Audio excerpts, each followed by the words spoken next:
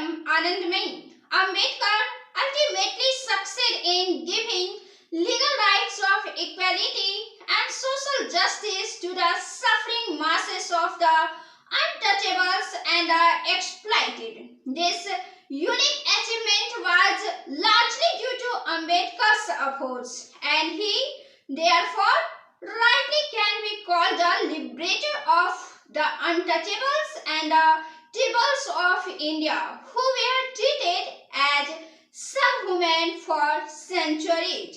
Ambedkar was on occasion found to be too aggressive, arrogant, and extremely uncompromising in his attitude.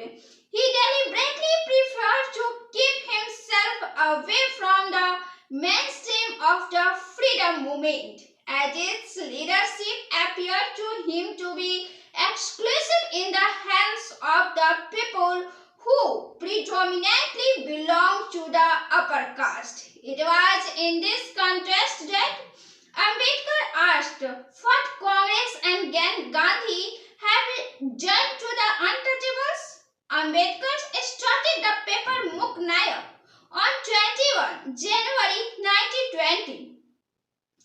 In this he wrote, it is imperative to suggest ways and means to redress the wrongs done to the depressed classes and to discuss the measures for their upliftment. A journal reaching the mass is the best means to achieve these ends. When this paper folded up, he started another one named Bahiskriti Bharat. In this manner, Ambedkar took upon himself the responsibility of rousing people's consciousness.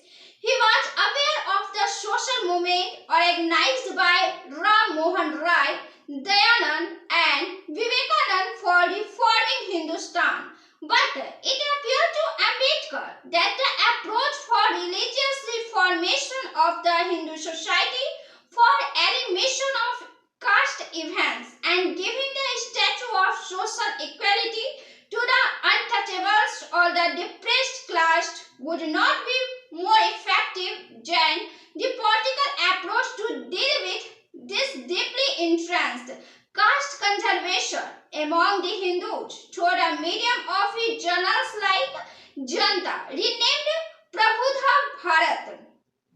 Ambedkar endeavored to educate the people on social, political, historical, religious, educational, economic, and other problems of the downtrodden people of India. His writings breathed rationalism and humanism, and they revolutionized the outlook of the untouchables completely as never before.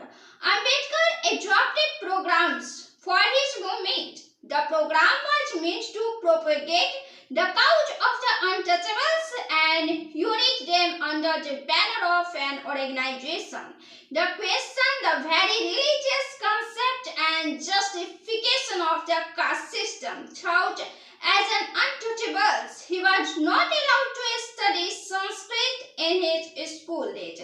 Nevertheless, in later days, he himself definitely mastered the Sanskrit language to study the Hindu religious books, particularly the Shastras that justify the system of caste stratification of the Hindu society. He wrote a number of books such as Annihilation of Caste, Who Were the Shudras, The Untouchables, Who Are They and Why They Become Untouchables.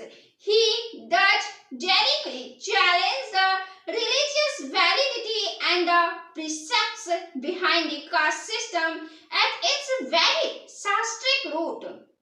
This created immense of self-confidence among untouchables who had been made to suffer from a crippling inferiority complex in society. He asked the scheduled caste and the scheduled tribes to forget all about the sins of their ancestors and strongly pleaded with them not to wait for their facetious rebirth for the alleviation of their suffering. He urged them that their social liberation must be fairy life, and that too as their legitimate right as free citizens.